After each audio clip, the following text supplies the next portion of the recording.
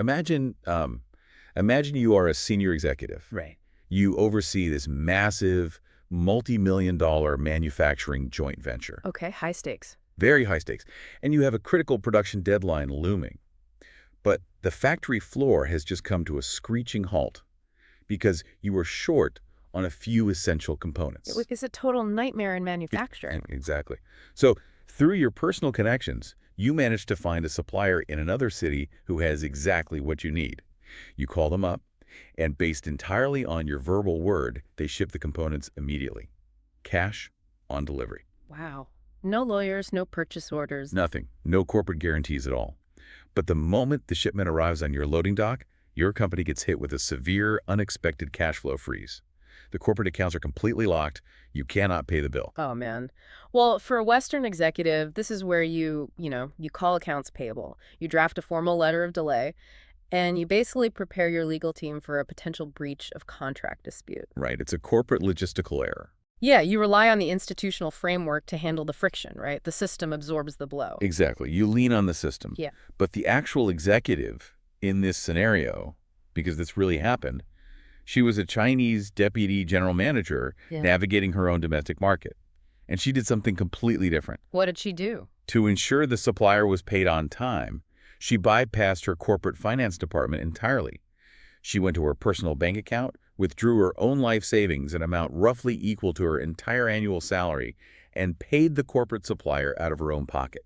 Wait, really? She essentially assumed total personal financial ruin to cover a standard corporate transaction? Yes, and she didn't do it at a charity either. She did it because if she defaulted on that verbal agreement, the damage to her personal credibility within her network would be far more catastrophic than losing a year's wages. That is just, that completely short-circuits the standard Western understanding of how business operates. It really does. And it perfectly frames our mission for you today. We are taking a deep dive into the invisible, ancient, and honestly deeply intricate web of social obligations that actually runs the Chinese economy. We're talking about Guanxi. Right. And to understand the global business landscape today, you really have to move past the severe Western oversimplification that just translates Guanxi as mere networking. Yeah, people use those terms interchangeably all the time, don't they? They do, and it's so wrong. Calling this networking is, it's like calling a nuclear reactor a fancy steam engine. I love that analogy. It just completely misses the profound social, economic, and philosophical mechanics at play here, whether you're a local enterprise, a foreign investor, or, an international brand trying to gain a foothold. You are operating within this dynamic. It's the absolute lifeblood of both macroeconomic stability and microbusiness conduct. Okay, let's unpack this. Because the moment you step into a commercial landscape where millions of firms are operating, the standard Western diagnostic manual just becomes useless. Totally useless. You can't just read the regulations and sign the contracts. Exactly. So we need to understand what this word actually means fundamentally before we can even begin to understand how it dictates global trade. Let's look at the etymology, because the history of the word itself is just fascinating. It really is. For something so foundational to an entire civilization, you would expect it to be the very first thing codified in their historical dictionaries. Yes, you would assume it was heavily documented. But when you examine the classic Chinese dictionaries from the early 20th century, like the Siyuan, the Source of Words published in 1915, or the Sihai, the word "si" from 1936, the word Guanxi, exactly as it is used today, does not even appear. Which is wild to me. It's the ultimate unwritten rule. Yeah, it was just the water the fish were swimming in. It was so ubiquitous that they didn't even feel the need to formally define it until much later. Like when modern economic and sociological theories required a specific label for it. Precisely. It was part of the spoken lexicon for well over a century, but it wasn't isolated as a distinct academic concept until later on. So let's break down the actual characters that make up the word. Yeah. Because that gives us a really clear picture of its architecture, right? Yeah, it consists of two characters, Guan and Shi. Guan originally meant a door, and its extended operative meaning is to close up. A door that closes. That is an incredibly vivid visual. It is. It creates a stark binary reality. Metaphorically speaking, inside the door, you are one of us. You are protected, recognized, and part of the ecosystem. And outside the door. Outside the door, your existence is barely acknowledged. Mm. In modern economic life, Guan is often used to signify a pass or a barrier you must clear. It also forms the root of phrases denoting care and favor. For instance, Guanxin translates to showing solicitude for, and Guanzhao means looking after or providing support. That makes a lot of sense. And what about the second character? So she means to tie up, to extend relationships. Think of a tether or a linkage, particularly relating to kinship and formal hierarchy. It implies the maintenance of a long-term bond. Okay, so when you fuse them together. When you fuse them, Guanxi broadly defines an interpersonal linkage that carries the strict implication of a continuous, ongoing exchange of favors. You know, the door metaphor really crystallizes the experience of a foreign entity trying to enter the market. It is like standing outside a highly exclusive VIP club. That's a great way to look at it. Right. In the West, if you want into the club, you assume the bouncer's checking a clipboard. You think, well, if I have the right credentials, if my paperwork is in order, if I have enough capital, I get on the list and the door opens. But in a Guanxi system, the bouncer isn't looking at a clipboard. Exactly. The bouncer is looking to see whose hand you are holding. If you are physically connected to someone who is already inside the club, the door opens seamlessly. And if you aren't? If you aren't, all the capital and correct paperwork in the world won't make you visible. You simply do not exist. The structural barrier is absolute. And because this barrier dictates survival and success, the cultivation of these connections isn't left to chance. It's not just, street smarts or casual social maneuvering. It's way more formalized than that. Exactly. The culture has elevated the cultivation of personal relationships into a carefully calculated science. There is an entire scholarly branch of knowledge dedicated to this called Guanxiology or Guanxixue. Wait, it's an actual academic field. Oh, absolutely. It's treated with the same academic rigor as sociology or macroeconomics. It's highly cross-disciplinary, drawing deeply from history, psychology, political science, and economics. Wow. Yeah, it maps the antecedent, concurrent, and consequent factors in the entire life cycle of a relationship. What's fascinating here is what separates Guanxiology from Western networking theories. It's the explicit acknowledgement of subtlety, strategy, and what is best translated as artfulness. Artfulness. Exactly. I like that word. Yeah. It implies a spectrum of mastery, you have amateurs fumbling through interactions, and then you have grandmasters who know exactly which levers to pull. Precisely. And the vocabulary itself reflects that spectrum. As the economy modernized, the language expanded to describe the very specific tactical maneuvers people use. Right, because it's not all just friendly handshakes. There are specific terms for all of this. The terminology is intensely nuanced. A common baseline practice is la Guanxi, which translates to pulling Guanxi. Pulling Guanxi. Okay, What does that look like in practice? This is the standard, everyday practice of getting on the good side of someone, banking goodwill, and storing social capital. It carries no negative overtones at all. It is just expected behavior. Got it. Just basic relationship maintenance. Right. But the tactical language shifts depending on the intent. You have Guanxi, which means working on someone. This implies a much more aggressive, targeted campaign to extract a favor. Ah, so that one has a bit of an edge to it. It does. It often carries a negative, scheming overtone. So, if I'm understanding this, La Guanxi is basically making sure the garden is watered, while Guanxi is aggressively harvesting a crop you maybe didn't fully tend to. That captures the friction perfectly. And the vocabulary covers the failures as well. Guanxi Kong signifies that a relationship has soured or been ruined, which is a massive liability. I can imagine. The language also maps the network architecture itself.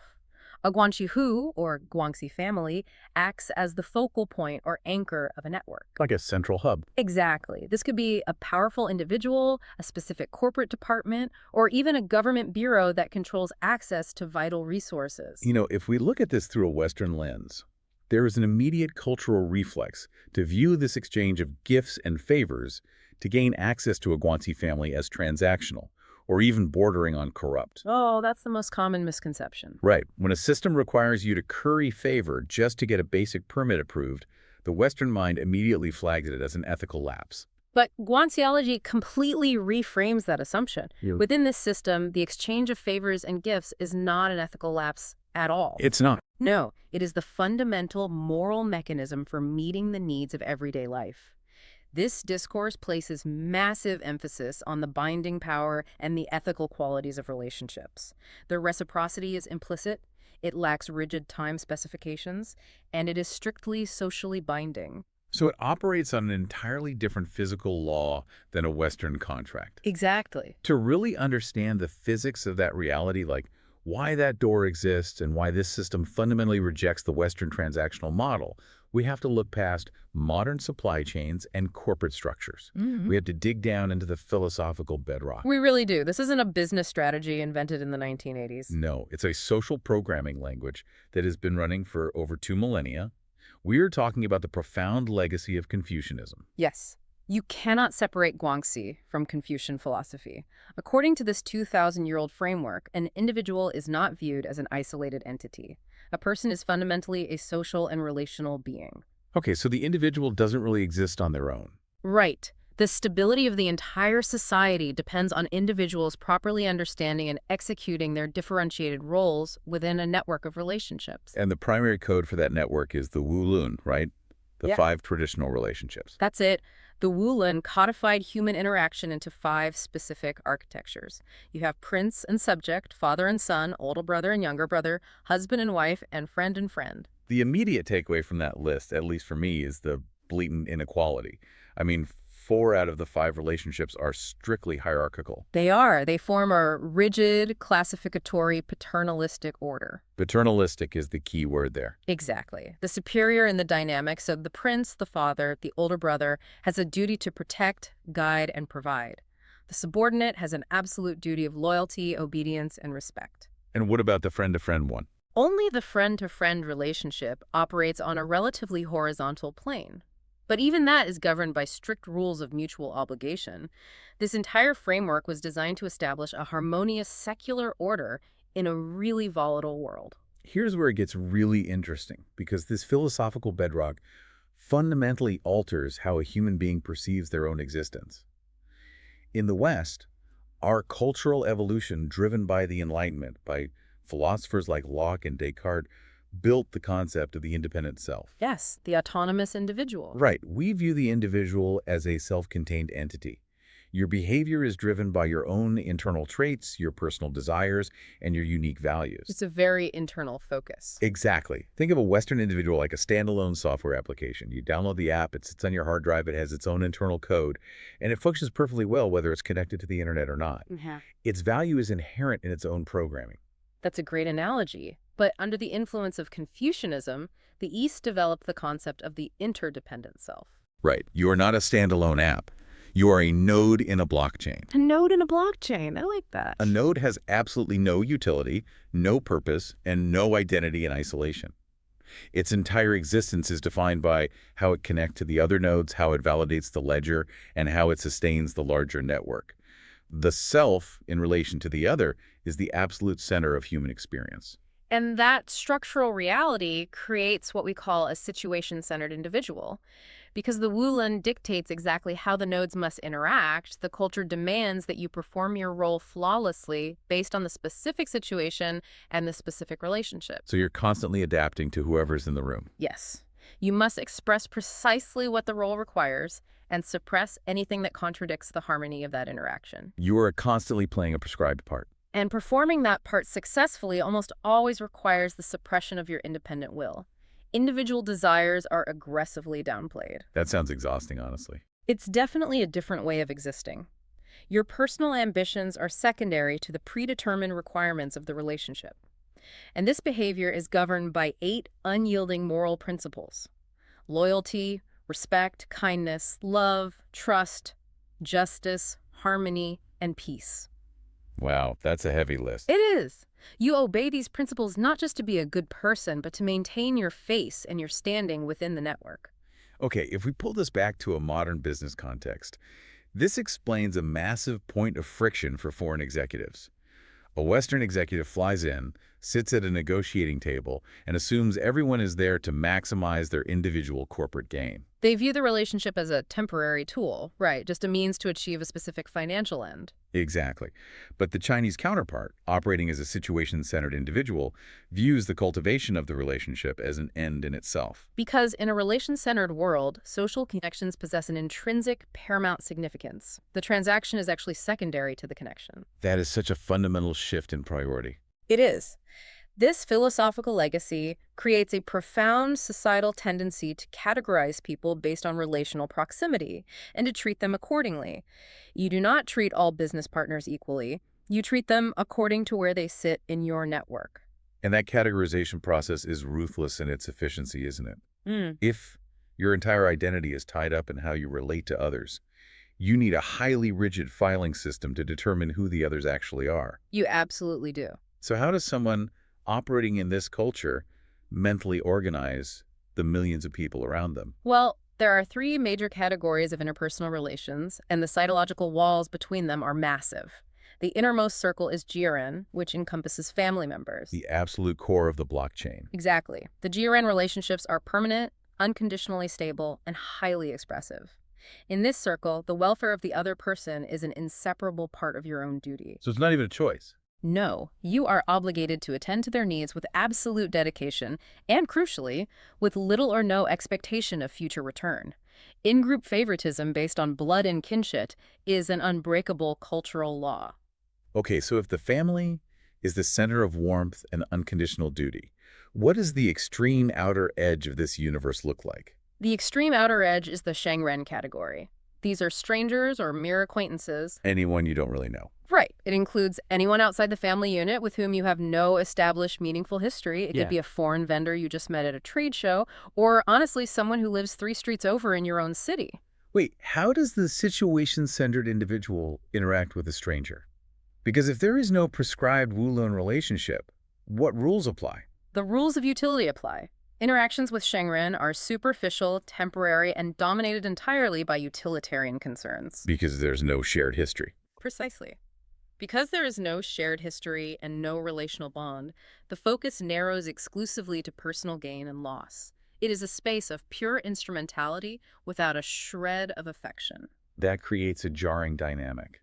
The same person who would sacrifice absolutely everything for a cousin might treat a stranger with absolute calculating coldness just because the stranger exists outside the network of obligation. It can definitely appear cold to an outsider. But society can't function on just unconditional love and pure cold utility, right? Yeah. There has to be a mechanism for regular commerce. Yeah. Most business cannot be conducted strictly within the family. That's right. The functional engine of society operates in the middle ground, which is known as the Shaoren category. Okay, in the middle ground. Who lives there? These are familiar persons or friends. It encompasses relatives outside the immediate household, former classmates, longtime colleagues, and vetted business partners. A Shaoren is fundamentally neither family nor a total stranger. They sit right in the transitional zone. And the dynamics in that zone are highly complex. The relationship with a Shaoren is a delicate mixture of utilitarian purpose and expressive affection. It is governed by the principle of Renqing, which is social obligation. So how does that differ from the family circle? Well, unlike the family category, where sacrifices are made without expectation of return, favoritism in the Shaoren category carries an intense, ironclad expectation of reciprocity.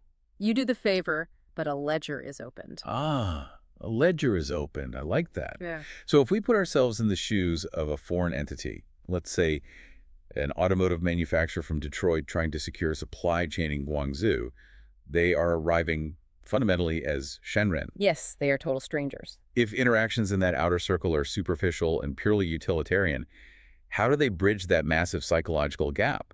How does a stranger convince an established network to let them into the Shaoren category where the actual reliable business gets done? That transition is the singular defining challenge of entering the Chinese market. It really is. Now, it is true that as society has industrialized and urbanized, forcing people out of agrarian villages and into massive corporate hubs, the Shenren category has become a bit more functional for basic transactions. Sure, you can buy a coffee from a stranger. Right. But for high-level, sustainable business success, you must move inward. You must become a Shaoren, and you cannot do that through willpower or, a really good pitch deck. So what's the mechanism? You must establish what is called a Guanxi base. The prerequisite hook, Yeah. the shared frequency. What exactly constitutes a valid base? A Guanxi base is a verifiable commonality of shared identification. It is the mandatory foundation required to even begin developing a relationship. Historically, the most powerful bases were deeply personal. Like what? Locality, for instance. When people migrated to new regions, they clustered together based on their village of origin or their specific dialect. Because dialects were often entirely incomprehensible to outsiders, shared language formed an immediate, powerful mutual aid network. Oh, that makes sense. Shared geography and shared language. What else functions as a base? Fictive kinship is another one. This involves sharing the same surname. In a vast population, people with the same surname often consider themselves loosely bound kinsmen descended from a common distant ancestor. Kind of like a massive extended family. Exactly. And then naturally, there is actual kinship, blood relatives, or connections by marriage. Kinship remains the ultimate base for the ownership, control, and passing down of private wealth and enterprise. But those are largely inaccessible to an outsider, right? Yeah. An executive from Detroit doesn't share a dialect, a surname, or blood with a manufacturer in Guangzhou. No, they certainly don't. So what are the professional structural bases that can be leveraged? The modern economy relies heavily on the workplace base. Being former colleagues is an incredibly strong bond. The shared experience of navigating a corporate hierarchy over years establishes a deep reservoir of trust. I can see that. You've been in the trenches together. Right. Today, countless private enterprises in China are founded by syndicates of former colleagues. Beyond that, you have trade associations, university alumni networks, and social clubs. These function as institutionalized bases, creating controlled environments where individuals can identify shared commonalities. You know, here is something that completely upends Western social logic for me. If I meet someone, we hit it off, we share the same sense of humor, we become friends. In the West, that friendship is the foundation of our network. Sure. But in Guanxiology, friendship itself is not considered a base, is it? No, it is not. This is a crucial distinction that trips a lot of people up. Friendship is the result of a base, not the origin. Wait, really? Yeah. Can't just be friends first. Not structurally. Having an established base, like discovering you both attended the same university or worked at the same subsidiary, is the prerequisite that allows the friendship to form. The base validates the connection. The friendship is the subsequent development of that validated connection. Wow. Think about this like trying to communicate on a two-way radio. Right. If you have a shared base, you are both broadcasting on the exact same frequency. The static clears, you can hear each other, and you can begin a dialogue. That's a perfect way to visualize it. But what happens if you cannot find the frequency? What if you are that foreign entity and you have absolutely no shared geography, no shared alumni network, and no prior corporate history? Yeah. You are basically broadcasting into a void. How do you force the door open? Well, the short answer is you cannot force it. If you lack a base, you must utilize an intermediary. You have to find a third party who already possesses a validated base with the target you are trying to reach and who also has a base with you. You essentially have to hire a DJ who already controls the frequency. Exactly. And the historical precedent for this is staggering. Consider the case study of the cosmetics giant, Avon, when they first attempted to penetrate the Chinese market. Oh, this is a great story. It really illustrates the point. Avon had a massive global footprint, immense capital, and a proven business model based on direct marketing. But when they approached the central government for approval, they hit a solid brick wall. The authorities completely rejected the direct marketing model. Because Avon was a Shenren, a stranger with a strange business model. They had zero shared identification with the government officials. None whatsoever. They were denied entry purely because they lacked the Guanxi base required to build trust. To solve this, Avon brought in David Lee. And David Lee was not just a random consultant off the street. Far from it. David Lee was the head of Hong Kong's Bank of East Asia. He was a highly influential figure who already possessed deeply entrenched, cordial Guanxi with high-level officials in the Chinese government. So he was already broadcasting on the frequency Avon desperately needed. He was. Lee acted as the intermediary, formally introducing Avon's executives to the Bureau of Light Industry in southern China. And because of that single introduction, the resistance just vanished. Avon secured the approvals and gained entry into the market. But the intermediary doesn't do this as a polite favor, do they? The economics of opening that door are pretty steep. Oh, they are very steep. The value of that introduction was quantified immediately. In exchange for utilizing his Guanxi network to secure the approvals, David Lee was made a partner and granted a 5% equity stake in Avon's entire venture in China. 5% of a multinational's operation in a billion-person market, simply for making it an introduction. It sounds exorbitant until you realize what was actually being traded. Avon wasn't paying for a meeting, they were renting David Lee's systemic credibility. That's exactly right. The Chinese government did not suddenly decide to trust Avon, they trusted David Lee. The trust is dynamically transferred. Yes. The officials trusted the shared base they had cultivated with the intermediary over decades. Guanxi bypasses the need for initial trust between two unknown parties by routing the transaction through a trusted shared node. So let's assume you navigate this successfully. You identify the base, or you pay the premium for the intermediary, and the introduction is made. You have crossed the threshold from stranger to familiar person. You are inside the door. Congratulations, you're in. Right. But now you have to actually play the game without triggering the alarm. The underlying physics of this system dictate everything from how you ask for a favor to how you hand over a gift. Let's explore the mechanics of how this engine actually runs day to day. Okay, operating within a Guanxi network requires an understanding of several core unwritten principles. The first, as we just saw with Avon, is transferability. Social capital can be passed down a chain. Right, A to B to C. Exactly. If A has a strong bond with B and B has a bond with C, B can bridge the gap. This is why attempting to cold call or send unsolicited proposals to a Chinese firm is almost always an exercise in futility. Because the cold email is essentially invisible without the introduction. Right. The correspondence lacks the vital personal introduction required to activate the network's attention. Okay, so what governs the actual exchange of favors once the introduction is made? That brings us to the principle of reciprocity. However, it is fundamentally asymmetric. In a Western transactional network, the expectation is a relatively immediate one-to-one exchange of equal value.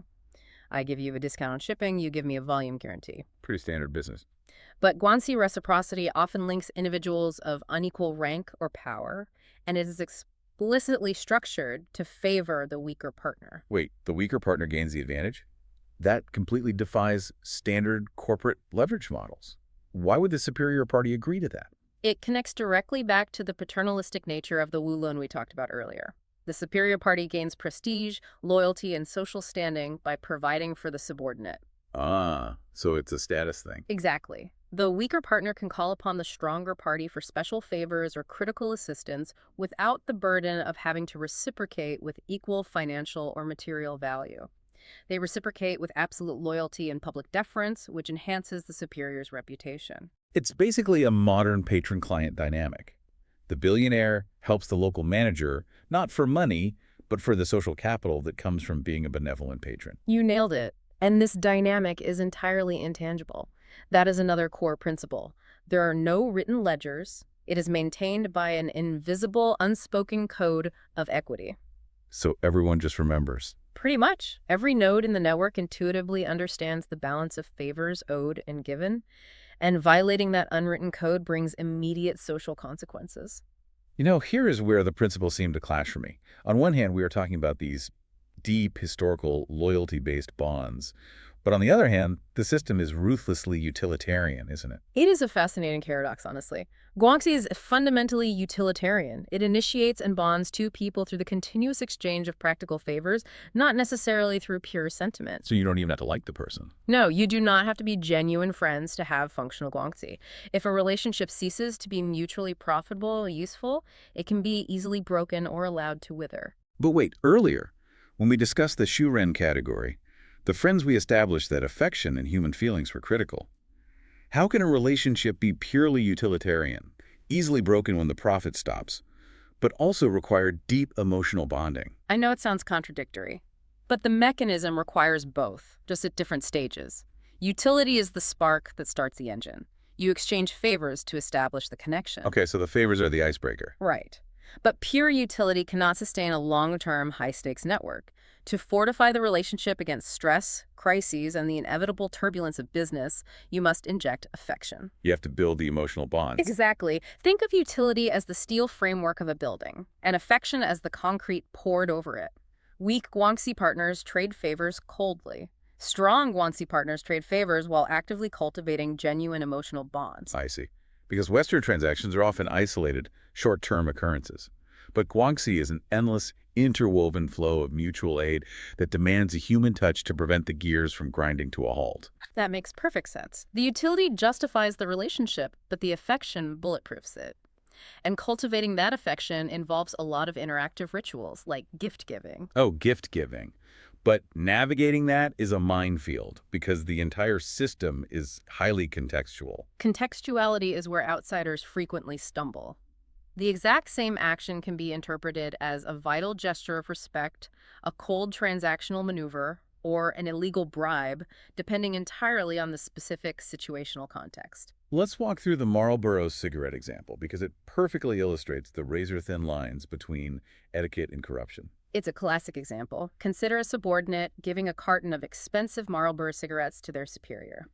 If the superior has just celebrated the birth of a child, presenting the cigarettes is a culturally mandated gesture of goodwill. It's just a nice gift. Right. It is a celebratory gift that builds affection and honors the occasion. It is entirely appropriate. But change the timeline slightly. If that exact same subordinate presents that exact same carton of cigarettes to the superior a week before performance reviews and promotion decisions are announced, the context shifts violently. It's suddenly super sketchy. Yeah. It is no longer a gesture of affection. It is viewed as an instrumental, calculated maneuver to extract a specific outcome. It stains the relationship. And there's a third scenario. There is. Suppose the subordinate's shiftless, unqualified relative desperately needs a job. The subordinate approaches the superior, asks for the hire, and slides the carton of cigarettes across the desk. Okay, that's just a bribe. In that context, the gift is unequivocally recognized as a bribe. The physical object never changed, the value didn't change, but the context transformed it from etiquette to manipulation to corruption. Reading the room isn't just a soft skill. It is a vital survival mechanism. And you aren't just reading the room in the present moment. You are calculating the relationship's trajectory over decades. Because Guanxi is profoundly long-term oriented, it operates on the philosophical understanding that duality and contradiction, the ancient concept of yin and yang, are inherent in all things. Fortune and ruin cycle continuously. So you have to prepare for the bad times. Therefore, a relationship is treated like a strategic reserve.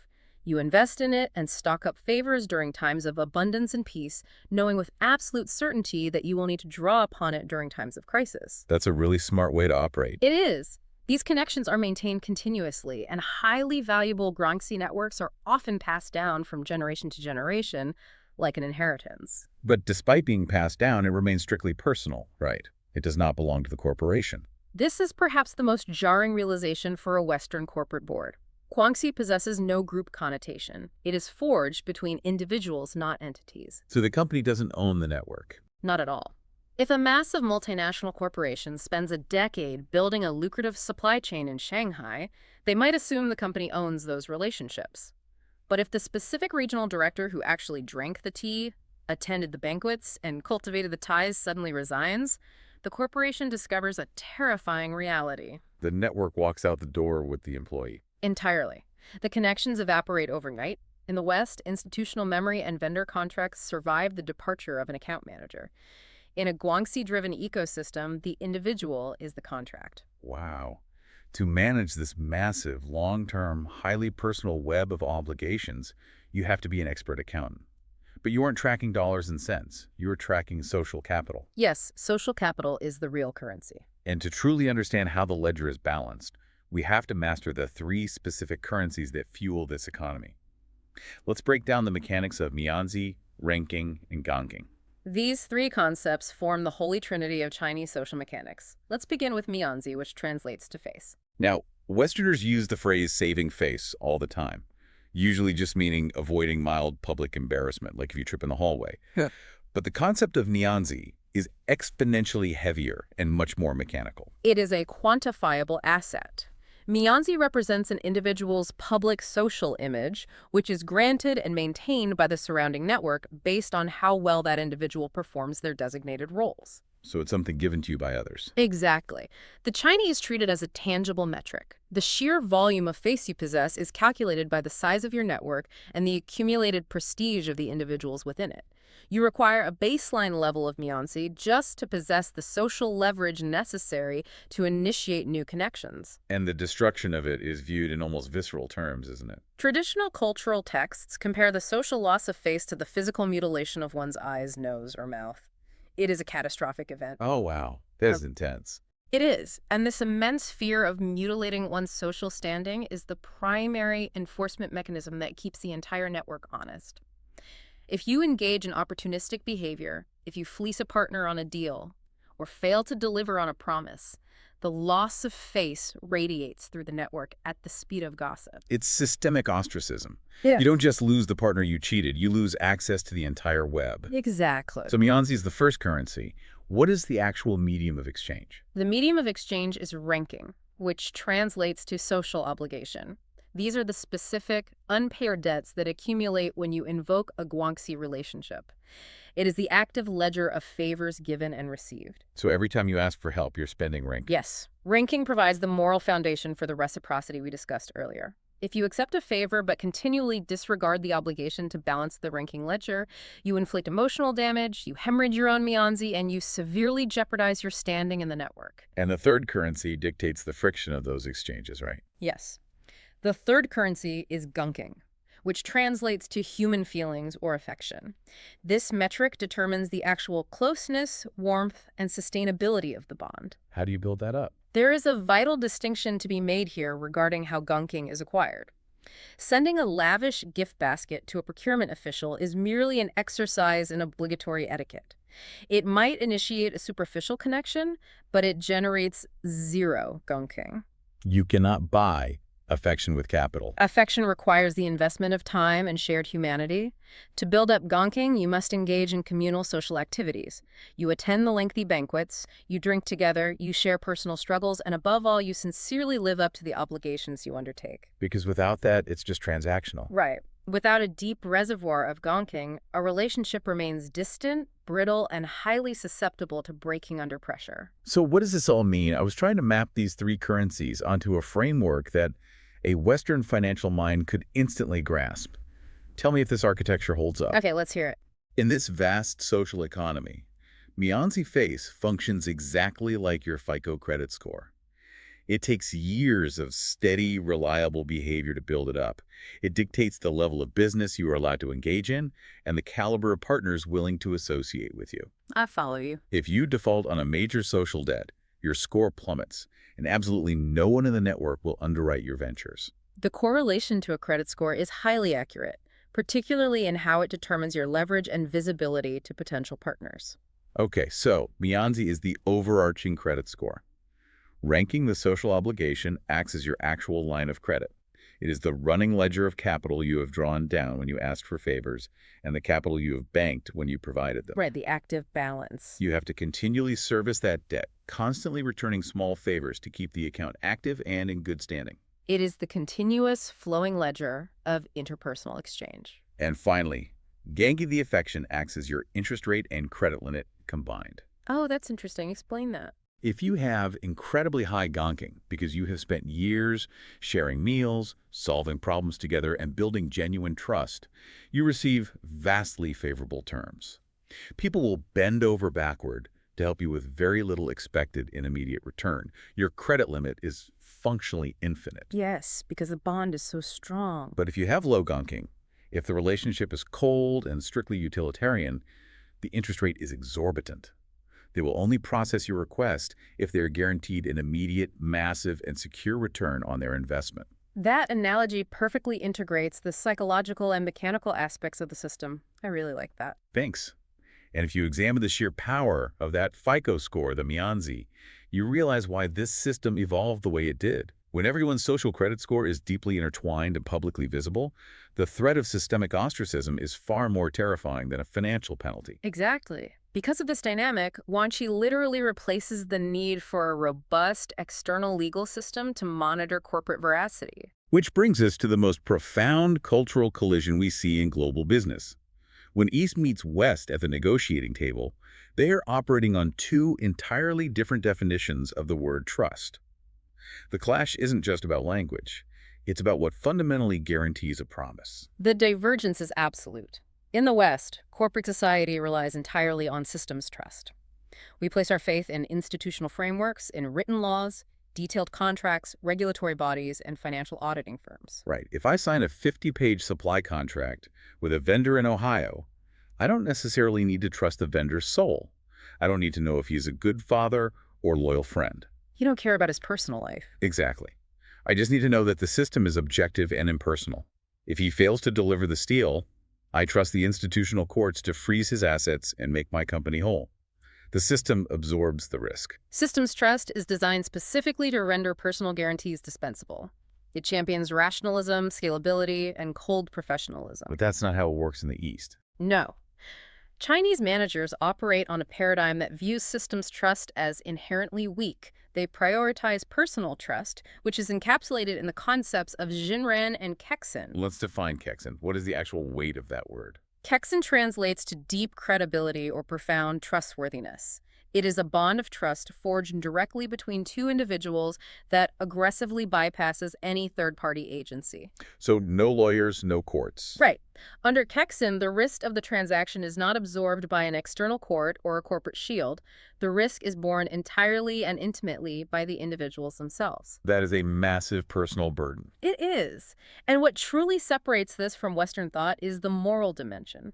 In a Guanxi network, relying on personal integrity to guarantee a deal grants you a profound sense of moral superiority over someone who demands a written contract. Think about the friction that causes. A Western lawyer flies into Beijing, slides a massive ironclad contract across the table and thinks, I am being a diligent, responsible fiduciary. Because that's what they were taught to do. Right. But the Chinese counterpart looks at that same document and thinks, you are openly insulting my honor. You are signaling that my Kexin is worthless, and you need a piece of paper to force me to behave. By demanding the contract, the Westerner is broadcasting that they do not trust the counterpart's social reputation, their history of keeping promises, or their willingness to sacrifice for their partners. They're essentially insulting their Mianzi. Exactly. Within the network, the highest credit is awarded to those who demonstrate a willingness to make painful personal sacrifices to uphold their word. Which brings us fully back to the story we opened with. The deputy general manager who drained her personal life savings to pay a corporate supplier because a corporate logistics error froze the accounts. That story makes total sense now, doesn't it? It really does. When you understand the sheer gravity of Kexin, her actions suddenly transform from irrational corporate suicide to the ultimate preservation of her most valuable asset. As one seasoned manager explicitly stated when discussing these dynamics, your capital is your Kexin. Not much capital is needed to start a business. If you have credibility, that is enough. Her personal savings were finite. If she lost them, she could eventually earn them back. Right. But if she defaulted on the verbal agreement with her supplier, her Kexin would be annihilated. She would lose all Mianzi, her Renqing ledger would be wiped out, and the Guanxi door would slam shut permanently. She would be exiled from the commercial ecosystem. This raises an important question, though. When you look at the historical timeline, this extreme reliance on personal risk isn't just a cultural quirk. It is a vital evolutionary adaptation. How so? Well, for vast stretches of modern history, operating in an environment characterized by immense political volatility, rapidly shifting regulations, and a lack of strictly enforced commercial law, you couldn't rely on the courts. The system could not protect you. Exactly. Therefore, your word, your honor, and the protective web of your network were the only things standing between your enterprise and total ruin. Interpersonal trust was the only way to manufacture order in a chaotic universe. It was an absolute necessity for survival. Although, it is vital to acknowledge that this landscape is slowly shifting, isn't it? Yes, it is. While the cultural institution of personalism is incredibly resistant to change, decades of opening the economy to global trade have introduced new paradigms. Younger generations of Chinese managers, often educated in Western business schools, are beginning to blend the systems. They're adapting to the global standard. They are increasingly willing to adopt the structural features and systems trust utilized by multinational corporations, recognizing the necessity of legal frameworks for massive, complex, cross-border integration. So the macro system is slowly becoming more reliable, so the micro-personal risks don't always have to be so extreme. But even as written contracts become more common, the underlying cultural operating system The remains. foundational mindset is still there. And that brings up a massive operational question. In any business endeavor, friction is inevitable. Shipments arrive damaged. Deadlines are missed. Interpretations of agreements diverge. That's just the reality of business. Right. But if taking someone to court is a mortal insult to their Kexen and a direct attack on their Mianzi, how does anything actually get resolved? Yeah. How do you fix a broken supply chain without going to war? Conflict resolution in this environment is governed by the ultimate, overarching goal of the entire system, which is tiaohe. Tiaohe translates to harmony. Harmony. Tiaohe is the supreme directive when maintaining Guanxi.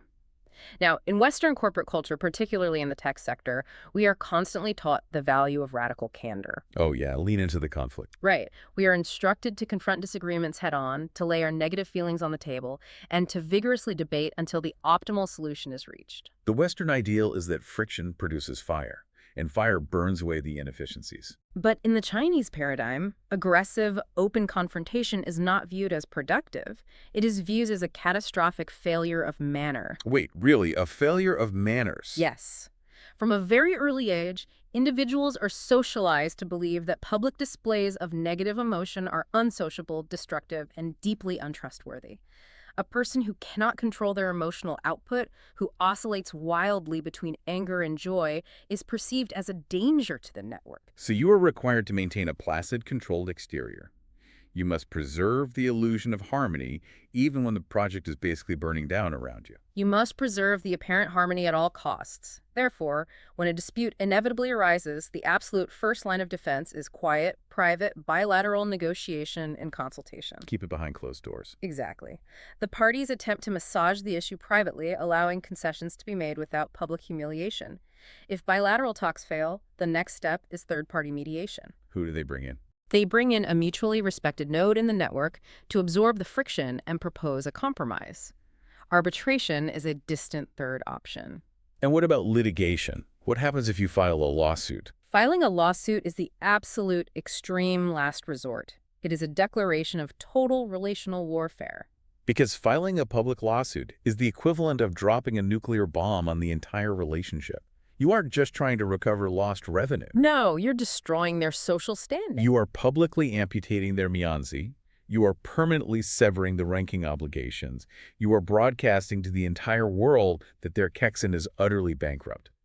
You destroy all three currencies simultaneously. And the fallout hits you too. Right. Because in doing so, you likely burn your own standing within the wider network because you demonstrated an inability to resolve a conflict smoothly and harmoniously. That is the precise danger. The goal of dispute resolution in a Guanxi network is fundamentally different from the West. A Western litigator wants to secure a definitive victory to prove they were right and the other party was wrong. Winner takes all. But in tiaohe, the objective is not to win in a binary sense. The objective is to engineer a solution that provides an acceptable level of satisfaction and dignity to all parties involved. It's about letting people save face. It is about allowing everyone to save face, preserving the delicate web of relationships, and ensuring the network survives to facilitate the next transaction. The continuity of the web is always prioritized over the victory of the individual node. It requires a level of emotional intelligence and strategic restraint that is honestly staggering. We have covered an immense amount of ground today, completely deconstructing the machinery of this system. We really went deep. We started at the literal doorway, unpacking the etymology of Guanxi and peering inside to find a highly calculated, cross-disciplinary science of human connection. We traced its philosophical roots back 2 millennia to the Confucian Wulun. Exploring that shift from the independent self to the interdependent node. Exactly. We mapped the rigid psychological walls between family, familiar friends, and strangers, and learned how to bridge those gaps using shared bases or highly leveraged intermediaries like David Lai. The DJ of the frequency. Right. We quantified the social currencies of face, obligation, and affection. And finally, we saw the stark, dramatic collision between Western institutional trust and the intense, deeply moral personal trust of the East, where preserving harmony is the ultimate victory. Once you truly internalize the mechanics of Guanxiology, the murky, chaotic waters of global business suddenly become transparent. You aren't looking at a broken corporate hierarchy anymore. You're looking at a living, breathing nervous system. You are seeing the invisible, ancient impulses that make the entire global economy move. And, as Western legal and corporate systems become increasingly bureaucratic, rigidly litigious, and paralyzingly slow, are we actually witnessing a silent, subtle evolution in the West toward a Guanxi-style reliance on informal, deeply personal networks to bypass the friction? Oh, that's an interesting thought. Think about it. As we retreat into private Slack channels, closed Discord servers, and rely entirely on who you know to navigate an automated digital age, perhaps the ancient Chinese science of Guanxiology is not just a regional anomaly, but the ultimate, inevitable blueprint for the future of all global business.